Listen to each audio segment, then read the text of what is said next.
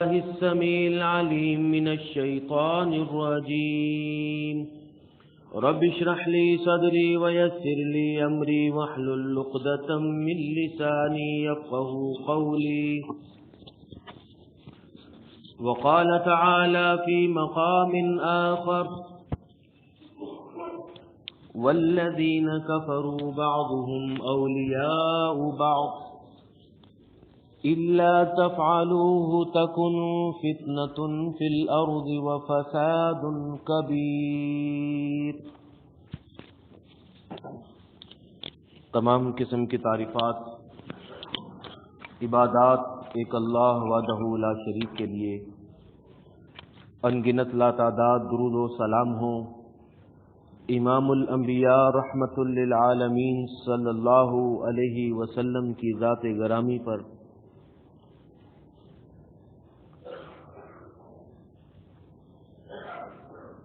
اللہ رب العزت کا فرمان ہے والذین کفروا بعضهم اولیاء بعض، کہ اے ایمان والو، یہ جو کافر لوگ ہیں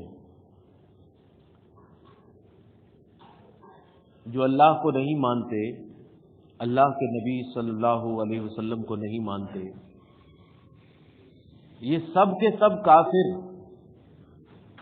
ان کا نام الگ الگ ہو، ان کی قومیں الگ الگ ہوں، ان کے اندر باہم کتنا بھی اختلاف کیوں نہ ہو، فرمایا والذین کفروا، کافر لوگ، بعضهم اولیاء بعض، آپس میں ایک دوسرے کے دوست ہیں. اور یہ آپس میں ایک دوسرے کے دوست کب بنتے ہیں اس کا بیان آگے آئے گا. بہرکیف پہلے آیت کا سادہ ترجمہ اللہ تعالی نے فرمایا کہ الا تفعلوہ، اے ایمان والو، اگر تم نے آپس میں ایسی محبت اور بھائی چارگی قائم نہ کی تو تکن فتنۃ فی الارض وفساد کبیر، تو اس زمین کے اندر بہت بڑا فساد پھیل جائے گا. اس زمین میں تمہیں فتنے، بربادیاں، جنگیں، ہلاکتیں اور اللہ رب العزت کے بڑے بڑے عذاب نظر آئیں گے. اے ایمان والو، دیکھو کہ کافر آپس میں ایک دوسرے کے دوست ہیں. الا تفعلوہ، اگر تم نے ایسا نہ کیا. سورہ انفال آیت نمبر 73 میں اللہ رب العزت نے فرمایا کہ اگر تم نے ایسا نہ کیا تو زمین کے اندر بہت بڑا فساد پھیل جائے گا. اس وقت کی موجودہ مسلمانوں کی حالت جو ہے وہ اس آیت کریمہ کا صحیح مطلب اور مفہوم ہمیں سمجھا رہی ہے کہ کافر تو اپنی تمام تر قوم پرستی، اختلافات کے باوجود بھی ایک بن گیا، اور اہل ایمان اپنی گروہ بندیوں، فرقوں، اختلافات، اپنی اپنی قوم پرستیوں، اپنی اپنی حکومتوں، اپنے ذاتی مفادات، اپنی اپنی معیشت، اپنا اپنا کاروبار کی طرف دیکھنے لگ گئے،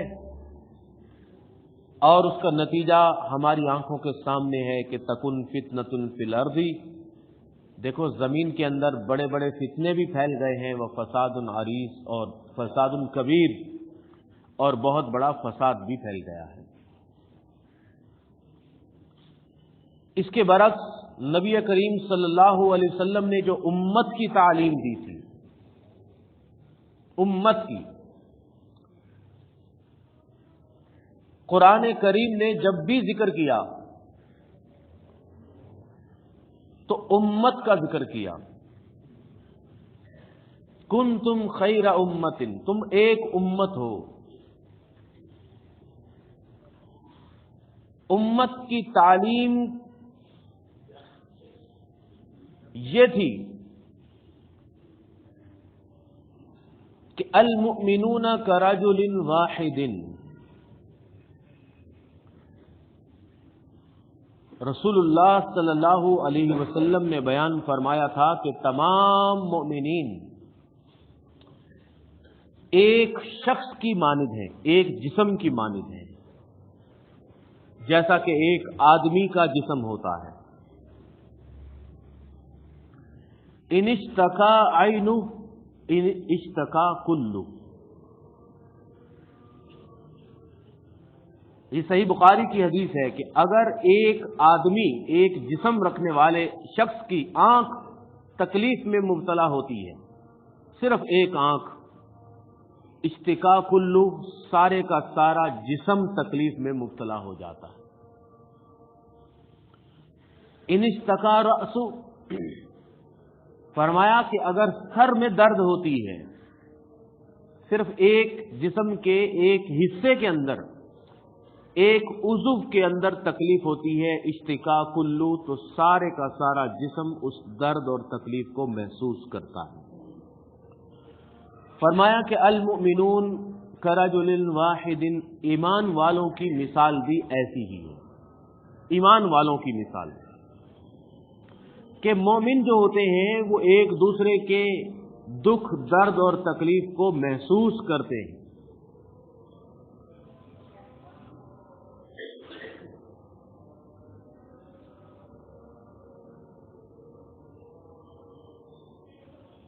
زبان، رنگ، نسل،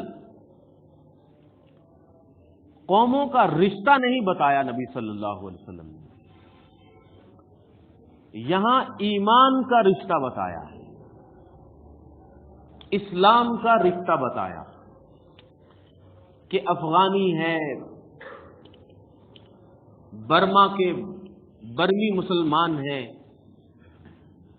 بنگلہ دیش کے مسلمان ہیں، ہندوستان کے مسلمان ہیں، عراق ہے، فلسطین ہے، شام کے عربی بولنے والے ہیں، ترکی کے ترکی بولنے والے ہیں، کوئی پشتو بولنے والے ہیں، کشمیری زبان کے مالک ہیں، سب قومیں الگ الگ ہیں۔ اگر قوم کو بڑا بنایا جائے تو پھر تو بات یہ ہے کہ ہمیں کیا، ہماری قوم تو محفوظ ہے، لہذا ہمیں کسی کی کوئی تکلیف اور کسی دکھ کا کوئی احساس نہیں ہونا چاہیے۔ یہ ہے سیکولرزم کی تعریف۔ سیکولرزم یہ ہوتا ہے کہ مذہب کو نکال دیا جائے، دین کو نکال دیا جائے، دین کا کوئی رشتہ نہیں ہوتا، دین کا کوئی آپس کے اندر تعلق نہیں ہوتا، انسانی زندگی، قوموں کی زندگیوں کے اندر، ملکوں کی زندگیوں کے اندر ایک ریاست کے ماننے والوں کے اندر دین کا رشتہ نکال دیا جائے۔ یہ ہے سیکولرزم کی تعریف کہ سب برابر ہیں، سب ایک جیسے ہیں، بس یہ ہمارے قوم کا ملک ہے، یہ ہماری زبان بولنے والوں کا ملک ہے، یا یہ اپنے وطن پرستی کا بت ہے۔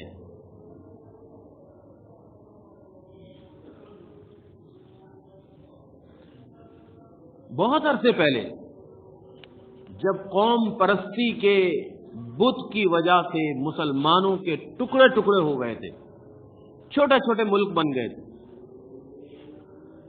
19ویں صدی کے شروع کے اندر، اس وقت اہل دل رکھنے والے حساس مسلمانوں نے یہ کہا تھا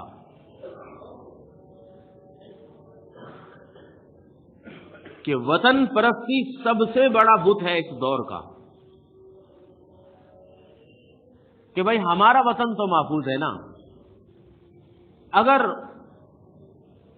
قریب کے افغانستان کے اوپر ظلم ٹوٹا ہے تو ہم تو محفوظ ہیں، اس کے ساتھ اگر عراقیوں پر بمباری ہو رہی ہے ہم تو محفوظ ہیں نا، عراق کی سرحد کے قریب اگر شامیوں پر بمباری ہو رہی ہے تو ہم تو محفوظ ہیں۔ یہ ہے وطن پرستی کا بت، اس کو آپ خوب غور سے سمجھیں۔ اسلام نے ایسی وطنیت کا کوئی سبق ہی نہیں پڑھایا پورے قرآن کریم کے اندر۔ پورے قرآن کریم میں اور تمام احادیث کے اندر زمین یا وطن کے رشتے کا کوئی سبق نہیں پڑھایا ہے،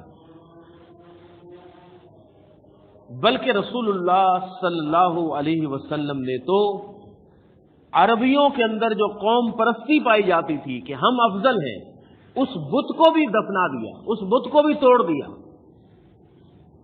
فتح مکہ کے موقع کے اوپر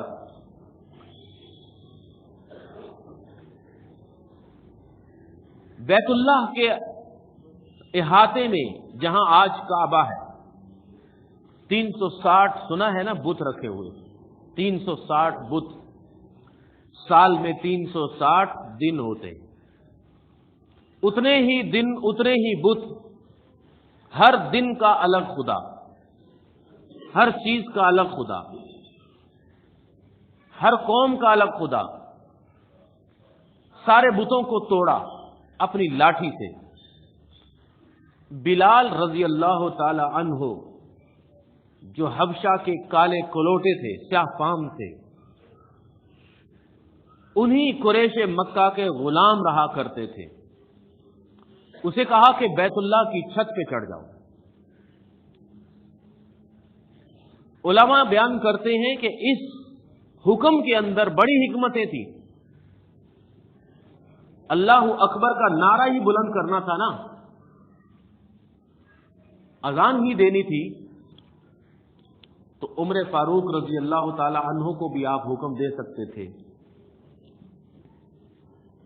سب سے بڑے صحابی ابوبکر صدیق رضی اللہ تعالی عنہ، حضرت علی رضی اللہ تعالی عنہ، داماد عثمان غنی رضی اللہ تعالی عنہ، کسی بڑے صحابی کو کہتے ہیں کہ جاؤ بیت اللہ کی چھت پہ کھڑے ہو کر اللہ اکبر بلند کرو۔ قریش مکہ کے جو نئے نئے لوگ مسلمان ہو رہے ہیں اور ابھی جو مسلمان نہیں ہوئے، ان کے دلوں میں یہ بات آتی کہ یہ بھی ہمارا ہی عربی اور قریشی بھائی ہے، لیکن جب ایک سیافام کالے کو بیت اللہ کی چھت پہ چڑھایا گیا تو تھوڑی تھوڑی بہت عربی قوم پرستی کا غرور کسی کے دل میں تھا تو وہ بھی ٹوٹ گیا کہ اسلام ایسی کسی چیز کو پسند ہی نہیں کرتا۔ رسول اللہ صلی اللہ علیہ وسلم کی تعلیمات کا مطلب اور فائدہ یہ پہنچا کہ جب تک امت ایک امت رہی اور خلافت قائم رہی، باوجود اپنی تمام تر کمزوریوں کے، بات سمجھے میں کیا کہہ رہا ہوں، بے شمار خامیاں تھی ان لوگوں کے اندر، عیاشیوں میں بھی ڈوبا ہوا، لیکن پھر بھی تڑپ اٹھتے تھے کسی نہ کسی بہن کی آواز کے اوپر کہ فلاں ملک کے اندر، فلاں علاقے کے اندر مسلمانوں کی کسی بہن نے آواز دی۔ آپ دیکھ رہے ہیں کہ آج ہم سندھ کے اندر جو ہے، سندھ یہ کیا ہے، یہ انہی صحابہ کی اولادوں نے فتح کیا تھا۔ یہ سقفی قبیلے کے محمد بن قاسم کیوں آئے تھے یہاں پر؟ کس کا خط یہاں سے گیا تھا کہ ہندوؤں کے راجہ طاہر نے مسلمانوں کے قافلے کو لوٹا اور مسلمانوں کے جہاز پر حملہ کر کے ظلم کیا ہے ان کی مدد کے لیے۔ اس طرح کے ہزاروں واقعات ہیں جس کی تفصیل میں نہیں جانا چاہتا، کیونکہ پھر دکھ اور تکلیف مزید بڑھ جاتی ہے کہ آج جو مسلمان ایک ارب سے زیادہ ہے، یہ کسی کی مدد کے لیے اٹھ بھی نہیں سکتے بیچارے، کسی کی مدد کر بھی نہیں سکتے، بے بسی ہے۔ ایک ہوتی ہے بے بسی اور ایک ہوتی ہے بے حسی۔ مجھے اپنے اندر اور آپ کو اپنے اندر دیکھنا ہے اس بیان کے بعد کہ ہمارے اندر اگر بے حسی ہے تو یہ انتہائی خطرناک بات ہے۔ بے حسی کو ختم کر دینا چاہیے، ایمان کے رشتے کو جگانا چاہیے۔ اور اگر بے بسی ہے تو ہم کیا کریں اس دور کے اندر، اس کا بھی انشاءاللہ کوئی نہ کوئی حل تلاش کیا جائے گا۔ پیارے نبی صلی اللہ علیہ وسلم نے ایمان کا رشتہ مضبوط کروایا، ایمان کے رشتے کو مضبوط کروانے کے بعد بتایا کہ المؤمنون کہ ایمان والے ایک جسم کی طرح ہوتے ہیں، ایک جسم کی طرح۔ نعمان بن بشیر رضی اللہ تعالی عنہ بیان کرتے ہیں، بخاری شریف کی حدیث ہے کہ تری المؤمنین، رسول اللہ صلی اللہ علیہ وسلم نے بیان فرمایا کہ تم مومنوں کو دیکھو گے، تری المؤمنین، مطلب تم دیکھو گے کہ اگر یہ مومن ایسے ہیں تو پھر یہ ایمان والے ہیں، اگر یہ کام ان کے اندر نہیں ہے تو پھر وہ ایمان والے نہیں ہیں۔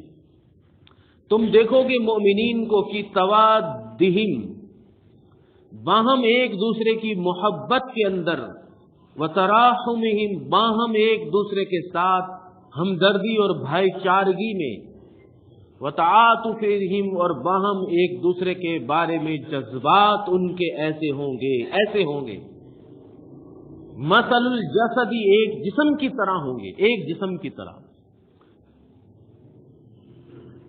ان اذا اشتکا منہ عضو، ایک جسم کا کوئی ایک انگلی اور انگلی کا کوئی ایک پورا تکلیف میں مبتلا ہو تو اس کی وجہ سے تداعی لہ سائر الجسد، پورا جسم درد میں مبتلا ہو جاتا ہے۔ فرمایا کہ تداعی لہ سائر الجسد بالسہر والحمى، سارے جسم کو بخار ہو جاتا ہے اور سارا جسم درد اور تکلیف کے اندر راتوں کو جاگتا ہے، نیند نہیں آتی۔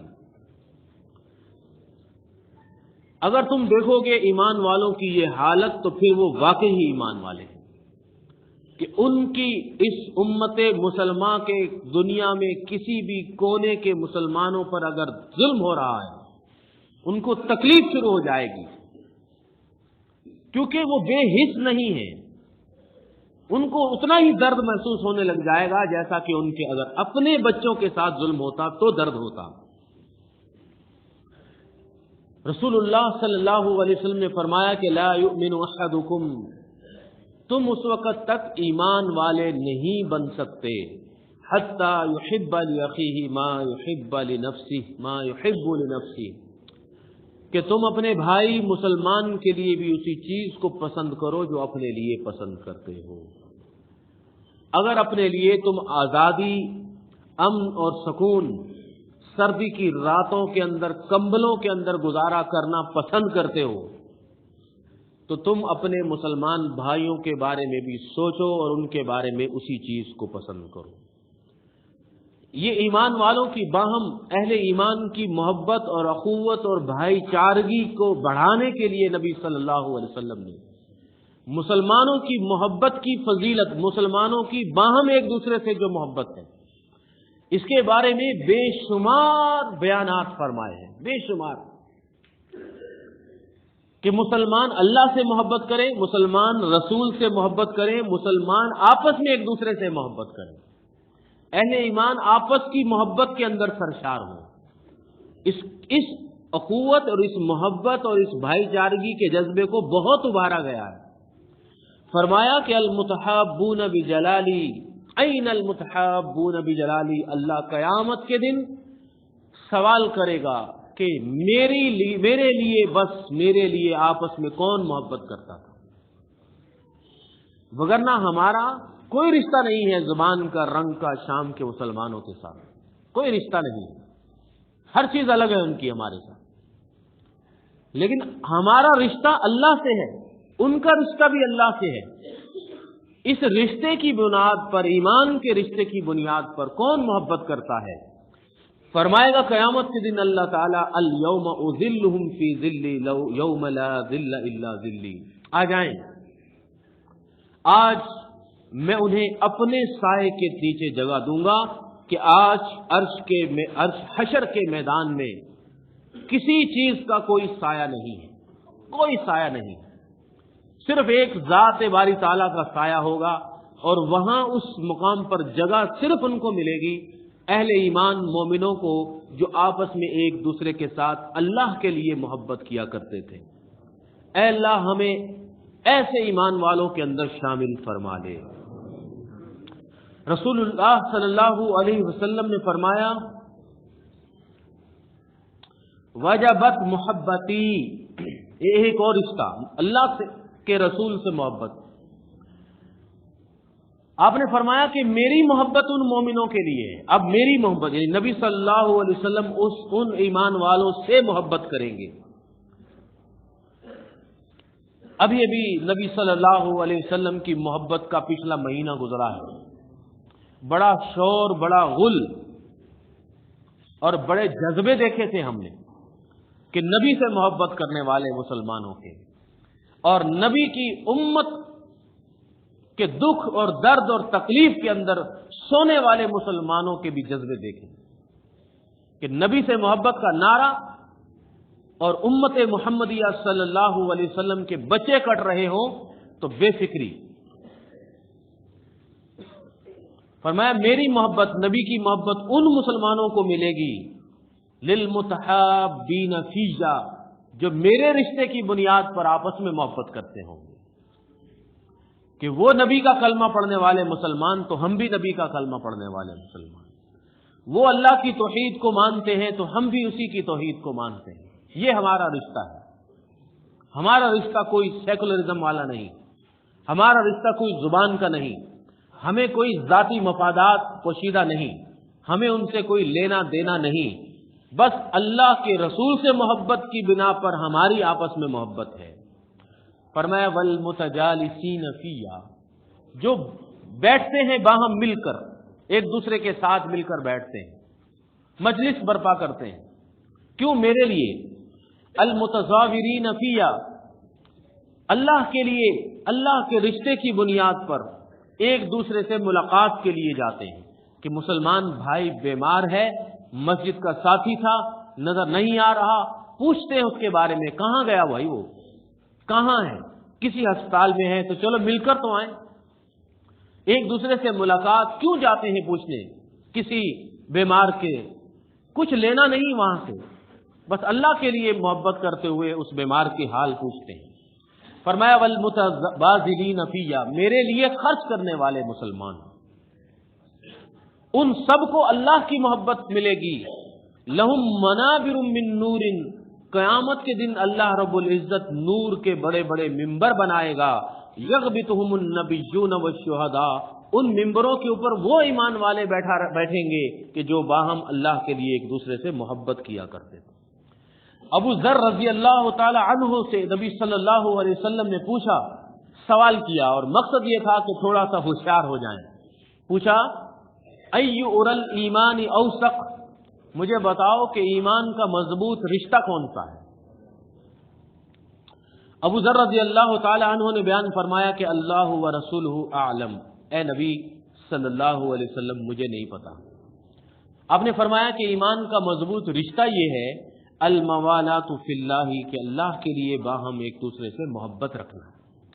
اور اس رشتے کا ایک اور ٹکڑا ہے، وہ بہت اہم ہے، وہ یہ ہے کہ الحب فی اللہ والبغض فی اللہ، کہ جب اللہ کے لیے ایک دوسرے سے محبت رکھنا ہے تو پھر اللہ کے لیے دشمنی بھی رکھنا پڑے گی۔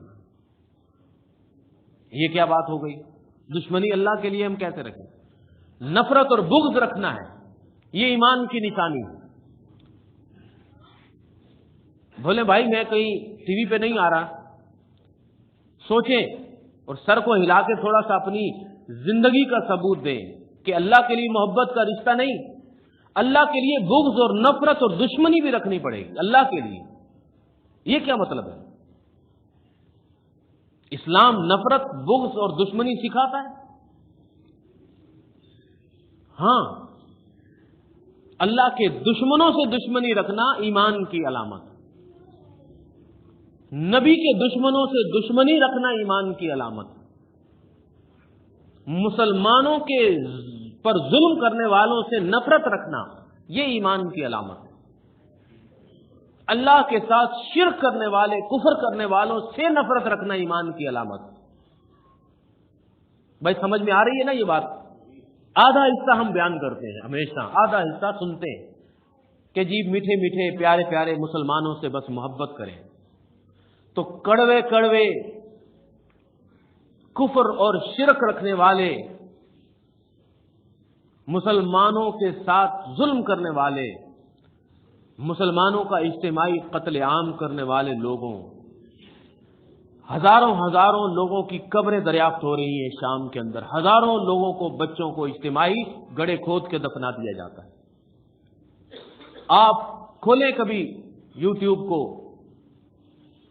آپ دیکھیں کہ ان کی حالت کیا ہے، آپ عرب میڈیا کو سنیں، بچے ہاتھوں میں اٹھا کر بھاگ رہے ہیں یہاں وہاں کہ یہاں بمباری ہو رہی ہے، یہاں بم گر جائے گا، یہاں بم گر جائے گا۔ وہ حلب کا تاریخی شہر جہاں امیر معاویہ رضی اللہ تعالی عنہ کی بہت بڑی مسجد تھی، اس کے اوپر بمباری کر کے ایک دن کے اندر لاکھوں لوگوں کو تہہ تیغ کر دیا گیا۔ کھلے آسمان تلے برف باری کے اندر مسلمان بچے، مسلمان عورتیں، یہ صحابہ کی اولادیں ہیں۔ اتنے نیک، اتنے عظیم لوگوں اور صحابہ کی اولادوں کے ساتھ یہ کیوں ہو رہا ہے اس دور کے اندر؟ یہ ایک اہم بات ہے، یہ بات بتاؤں گا انشاءاللہ۔ لیکن اب دیکھنا یہ ہے کہ ان پر ظلم کرنے والوں سے نفرت ہم کرتے ہیں کہ نہیں؟ بتائیں تو صحیح، گھروں میں جا کر بتائیں اپنے لوگوں کو، دوستوں کو کہ یار پچھلے 50 سالوں میں یہ تقریباً سن 1945 کو بنا تھا اسرائیل یہودی جو اسٹیٹ ہے، سن 1945 سے لے کر اسرائیل جب سے بنا ہے آج تک 2016 تک اتنے یہودیوں نے فلسطینی مسلمان نہیں مارے جتنے اس سال کے اندر ایران کی فوجوں نے شام کے مسلمان مارے ہیں۔ آئی سمجھ کے نہیں آئی؟ پچھلے 50 سالوں میں یہودیوں نے اتنے فلسطینی مسلمانوں کو نہیں مارا جتنا قلیل عرصے کے اندر ایرانی فوجوں نے روس کے بمبوں سے لے کر اور بشار کی فوجوں نے ظلم کیا ہے۔ بات کیا ہوئی تھی؟ 2-3 سال پہلے صرف ایک اسکول کے چند بچوں نے بلیک بورڈ کے اوپر بشار کے خلاف نعرہ لکھ دیا تھا کہ یہ 40-50 سالوں سے جو ہمارے اوپر ظلم کر رہے ہیں، یہ ہمارے حکمران ظالم ہیں۔ بچے تھے، 16-17 بچے، وہ گھر چلے گئے۔ بشار کی فوجوں نے ان بچوں کو گھروں سے اغوا کیا، ان کے ناخن مشینوں سے چھیل دیے گئے، ان کے ہاتھ پاؤں کاٹ کے ان کو سڑکوں پہ پھینک دیا گیا۔ جب مسلمان جن لوگوں کے بچے تھے اور اس شہر کے دمشق کے لوگ تڑپ اٹھے، وہاں 75% سنی مسلمان ہیں، اہل سنت، وہ سڑکوں پر آ گئے کہ یہ ہمارے ساتھ ظلم کیا ہے، تو ان کے اوپر ٹینک چڑھا دیے اور پھر ان کے اوپر بمباری شروع کر دی۔ اس کے بعد یہ کام چلتا گیا، تیزی سے پھر شام تباہ ہونے لگا، فتنے اور بربادیاں آنے لگیں۔ وہ حدیثیں جو کتابوں کے اندر پوشیدہ تھی، گمنام تھی، وہ سامنے آ گئی کہ رسول اللہ صلی اللہ علیہ وسلم نے فرمایا تھا جب پورے عالم کے اندر، پوری دنیا میں فساد پھیل جائے گا تو دنیا کا سب سے بہترین خطہ شام ہوگا، تم وہاں ہجرت کر کے جانا۔ رسول اللہ صلی اللہ علیہ وسلم نے فرمایا تھا کہ عیسیٰ علیہ السلام دمشق کی جامع مسجد کے اوپر آسمانوں سے اتریں گے فرشتوں کے ساتھ اور پھر دجال کا قتل کریں گے۔ رسول اللہ صلی اللہ علیہ وسلم نے فرمایا تھا کہ دمشق کی مسجد کے اندر فجر کے نماز میں مسلمان امام مہدی کی قیادت میں جمع ہوں گے کہ عیسیٰ علیہ السلام نازل ہوں گے۔ وہاں کیوں جائیں گے امام مہدی؟ کیوں لڑنے جائیں گے؟ سوچیں، دجال پھر ادھر ہی کیوں آئے گا؟ ان ساری حدیثوں کو یہودی اور یہودیوں کی جو نسلیں ہیں وہ ہم سے زیادہ پڑھتی اور جانتی، اسی لیے وہ اسی علاقے کے اوپر کنٹرول کرنے کے لیے لاکھوں لوگوں کو مار رہے ہیں، انتہا درجے کا ظلم و ستم کر رہے ہیں جو میں بیان ہی نہیں کر سکتا، جو میں دیکھ ہی نہیں سکتا۔ تصویریں سامنے آتی ہیں، بند کر دیتا ہوں۔ کیا کر سکتے ہیں ہم؟ کچھ بھی نہیں کر سکتے۔ ایک ہوتی ہے بے حسی اور ایک ہوتی ہے بے بسی۔ بس یہ ہے کہ ہم بے حس نہ بن جائیں، یہ درد ہے کہ ہم بے حس نہ بن جائیں۔ اللہ رب العزت ہم سب کو بے حسی کی زندگی سے محفوظ فرمائے۔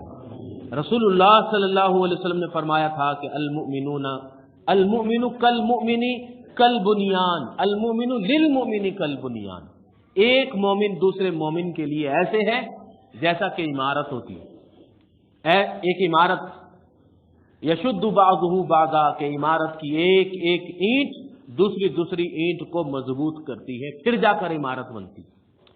اب بھی سمجھ نہیں آیا تو نبی صلی اللہ علیہ وسلم نے اپنے صحابہ کو انگلیاں آپس میں ملا کر بتایا کہ ایسے ہوتی ہے مسلمان ایک دوسرے کے اندر، کہ جیسے ایک انگلیاں دوسری انگلیوں میں پیوست ہو جاتی ہیں کہ باہم کوئی خلا باقی نہیں رہتا، ایسے مسلمان آپس میں ایک دوسرے کے ساتھ ہوں کہ خلا موجود نہ رہے۔ یہ دور تو گلوبل ولیج کا دور ہے، عالمگیریت کا دور ہے۔ آپ کی ہتھیلی کے اندر، آپ کے موبائل کے اندر پوری دنیا ہے۔ آپ اپنے اس پیغام کو، اپنی اس بات کو، اپنے احتجاج کو، اپنے دکھ کو، اپنی تکلیف کو پوری دنیا کے سامنے پھیلا سکتے ہیں۔ ایک چھوٹا سا گاؤں ہے دنیا، ہر گاؤں کے اندر ایک گھر کا دوسرے گھر کو پتہ ہوتا ہے، ایسی یہ دنیا بن چکی ہے۔ اب اس دور کے اندر ہم قیامت کے دن اللہ کے سامنے کھڑے ہوں گے۔ اللہ رب العزت نے پوچھ لیا کہ میرے نبی صلی اللہ علیہ وسلم کی امت کے، میرے صحابہ کی اولادوں کے بچے جب کٹ رہے تھے تو تم کہاں تھے؟ اس ایک سوال کا جواب کسی کے پاس نہیں ہوگا۔ تم کیا کر رہے تھے؟ تم جلوس نکال رہے تھے، تم ربیع الاول کا جلوس نکال رہے تھے، تم تقریریں کر رہے تھے کہ یہ غلط ہے، وہ کہہ رہے تھے کہ یہ صحیح ہے، لڑ رہے تھے آپس کے اندر۔ تم اسی چیز کے اندر مبتلا تھے کہ بس ہمیں حکومت مل جائے، دوسرے کہتے تھے کہ ہمیں حکومت مل جائے۔ تم اسی چیز کے اندر مبتلا تھے کہ آج کون سا میچ آئے گا، آج کون سی فلم آئے گی۔ تم اسی چیز میں مبتلا تھے کہ آج نیا گانا کون سا ریلیز ہوگا، آج نیا اداکارہ کون سی میدان میں آ گئی۔ تمہاری شادیوں میں تمہاری بہنیں، تمہاری بیٹیاں کون سا لباس پہنتی تھی، یہودیوں اور عیسائیوں والا، جو میری امت کے، میرے مسلمانوں کے بچوں کو مار رہے تھے، تم ان کی نکالی کر رہے تھے۔ جب یہ عالم ہوتا ہے تو اس کو بے حسی کہتے ہیں میرے بھائیوں، بے حسی، اس کو بے بسی نہیں کہتے۔ ایک عرصہ ہو گیا مسلمان ملکوں کی یہی حالت ہے۔ ہماری عمر تو ابھی چھوٹی ہے، لیکن ابھی پچھلے 20 سالوں کے اندر ہم جب آنکھیں کھول چکے ہیں، جب سے اخبار پڑھ رہے ہیں، آپ دیکھیں گے کہ ہر 5 سال کے بعد ایک مسلمان ملک کو مارا جاتا ہے۔ 91 کی بات تھی جب سے یہ عراق کے اوپر حملہ کیا امریکہ نے، عراق کو مارا، لیبیا کو تباہ و برباد کیا، افغانستان ہمارے ساتھ تھا، اس کو توڑ دیا، تباہ و برباد کر دیا۔ کچھ عرصے کے بعد پھر آگے شام کے اندر بڑھے، اس کو تہے تیگ کر دیا، توڑ پھوڑ دیا۔ اگر یہ کیلکولیشن لگائی جائے تو پھر چند سالوں کے بعد ہماری باری آ جائے گی کہ اب اگلا ملک دیکھیں، پھر اس کے بعد اگلا ملک دیکھیں، اس کے بعد اگلا ملک دیکھیں۔ یہ بات اللہ رب العزت نے بتا دی تھی کہ والذین کفروا، کافر لوگ، اولیاء بعضهم اولیاء بعض، آپس میں ایک دوسرے کے دوست ہیں۔ یہ جب مسلمانوں کے مقابلے پر آتے ہیں تو پھر بھول جاتے ہیں اپنے اختلافات۔ فرمایا تھا اللہ نے کہ الا تفعلوہ، اگر تم اکٹھے نہ ہوئے تو ساری دنیا فساد زدہ ہو جائے گی۔ ذاتی مفادات، ذاتی فرقے، ذاتی قومیں ٹکڑے ٹکڑے ہو جاؤ گے تو مسلمانوں کا خون بہنے لگ جائے گا۔ رسول اللہ نے فرمایا تھا کہ مومن تو وہ ہوتے ہیں فی توادہم وتراحمہم وتعاطفہم، جو آپس میں محبت کرتے ہیں، آپس میں ایک دوسرے پر رحم کھاتے ہیں، ترس کھاتے ہیں۔ رسول اللہ صلی اللہ علیہ وسلم نے تو ایک جسم کی مثال دی تھی، لیکن میرے بھائیوں کے جسم جب تک زندہ ہو، جسم جب تک زندہ ہو، نبض چل رہی ہو، اس کے اندر خون حرکت کر رہا ہو، تو پھر ایک حصہ دوسرے حصے کے درد کو محسوس کرتا ہے۔ سمجھ نہیں آئی؟ فالج زدہ مریض جب ہسپتال میں جاتا ہے تو ڈاکٹر سب سے پہلے کوئی سوئی لے کر اس فالج زدہ حصے پر مارتے ہیں۔ اگر مریض ہلتا ہے یا تڑپتا ہے تو خوش ہوتے ہیں ڈاکٹر کہ ابھی یہ جسم کا حصہ محفوظ ہے، ابھی یہ شل نہیں ہوا، فالج نہیں ہوا، اب ٹھیک ہو جائے گا دوائیوں سے۔ اور اگر اس فالج زدہ حصے پر سوئی چبھونے سے مریض ہلتا نہیں ہے، درد محسوس نہیں کرتا، تو ڈاکٹر مایوس ہو جاتا ہے۔ وہ کہتا ہے کہ نہیں، اب یہ فالج زدہ ہو گیا ہے، اب یہ سن ہو گیا ہے، اب مشکل بھی سے یہ دوبارہ ٹھیک ہوگا۔ تو رسول اللہ صلی اللہ علیہ وسلم نے جب مثال دی تھی کہ اہل ایمان اور امت مسلمہ ایک جسم کی طرح ہیں، تو وہ زندہ جسم کی مثال دی تھی۔ وہ ایمان کی تازگی سے زندہ تھا، وہ قرآن کی تازگی سے زندہ تھا، وہ گناہوں سے نہیں، وہ توحید اور نیکیوں کی تازگی اور نمازوں کی تازگی سے زندہ جسم تھا۔ لیکن جو جسم فالج زدہ ہوتا ہے، اور اگر امت کا وہ حصہ جو گناہوں سے فالج زدہ ہو جائے، ذاتی مفادات سے فالج زدہ ہو جائے، تو پھر وہ حصہ دوسرے کے درد کو محسوس نہیں کرتا۔ اگر امت کا وہ حصہ جو دنیا کی محبت میں فالج زدہ ہو جائے، لقمہ حرام کی گندگی سے فالج زدہ ہو جائے، سود خوری حرام خوری سے فالج زدہ ہو جائے، نئی نئی گندی فلموں اور نئے نئے گانوں سے فالج زدہ ہو جائے، اگر امت کا حصہ اور نوجوان بچے اور بچیاں یہودیوں، عیسائیوں اور ہندوؤں کے اداکاروں کی نقالی سے فالج زدہ ہو جائیں، تو پھر ان کو خبر نہیں ہوتی کہ اب دوسرے حصے پہ کیا ہو رہا ہے۔ اور یہ فالج زدہ ہونا ایمان کی انتہا درجے کی کمزوری کی علامت ہے۔ اس بات سے اپنے لیے توبہ اور استغفار کیا کریں کہ اللہ ہمیں ایسا بے حس نہ بنائے، اللہ ہمیں ایسا بے حس نہ بنائے۔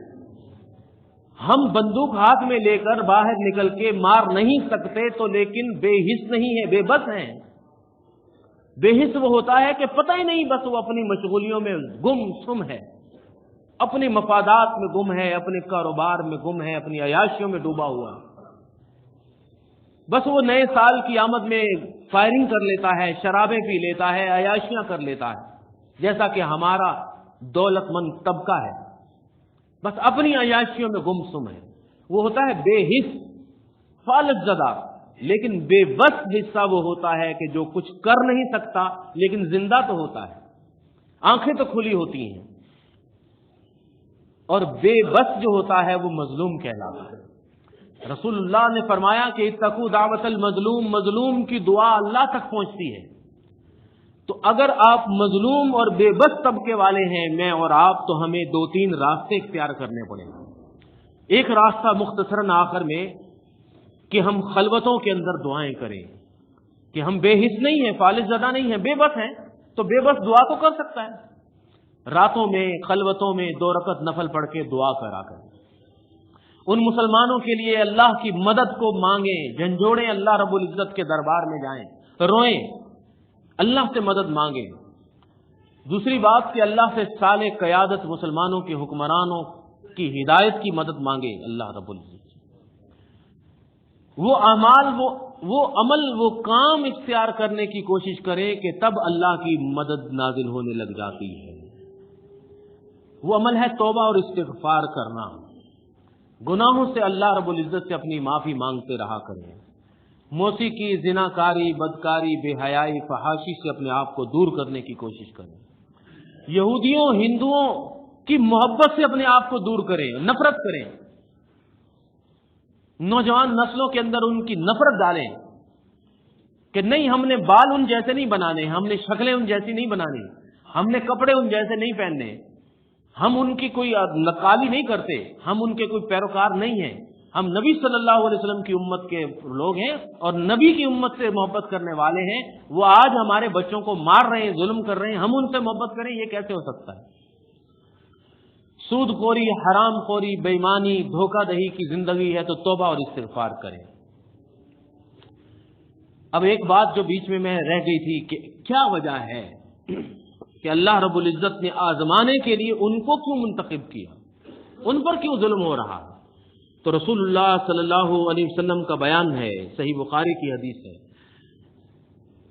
کہ اشد الناس بلاء الانبیاء، کہ اللہ رب العزت کا یہ قانون ہے کہ سب سے زیادہ اللہ تعالی آزماتا ہے ان مسلمانوں کو، ان لوگوں کو جو اللہ کے نبی ہوتے ہیں، ان کو بہت آزماتا ہے اللہ تعالیٰ، آزمائشوں کی بھٹیوں میں ڈالتا ہے۔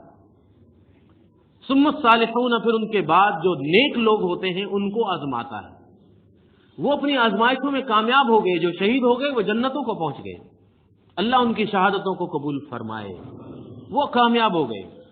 بس یہ ہے کہ ایک دعا کہ اللہ رب العزت ہمیں اپنی آزمائشوں سے محفوظ فرمائے، اللہ تعالی ہمیں فتنوں سے محفوظ فرمائے۔ ہم کمزور ایمان، کمزور جسم والے ہیں، ہم اتنی بڑی آزمائشیں اور تکلیفیں برداشت نہیں کر سکتے کہ ہم سڑکوں پر اپنے بچوں کو اٹھا کے بھاگیں اور ہمارے پاس بھاگنے کو جگہ نہ رہے اور ہمارے سروں پر بمباری ہو رہی ہو۔ اللہ تعالیٰ ہمارے مسلمانوں، ہمارے وطنوں، ہمارے بھائیوں پر اپنا رحم اور فضل اور کرم نازل فرمائے۔ اللہ رب العزت بشار اور ان کے ساتھیوں پر اپنا عذاب نازل فرمائے۔ اللہ تعالیٰ جس طرح فرعون کو پکڑ کی گئی، اے اللہ اس طرح اس دنیاوی اس موجودہ دور کے فرعونوں کو اپنی پکڑ کے اندر داخل فرما۔ اے اللہ ان کو تباہ و برباد فرما۔ اے اللہ ہمیں فالج زدہ زندگی سے محفوظ فرما۔ اے اللہ ہمیں گناہوں والی زندگی سے توبہ کرنے کی توفیق عطا فرما۔ اے اللہ ہمیں دنیا کی محبت سے محفوظ فرما لے۔ اے اللہ ہمیں ایمان والوں کی محبت، نبی کی محبت اور اللہ کی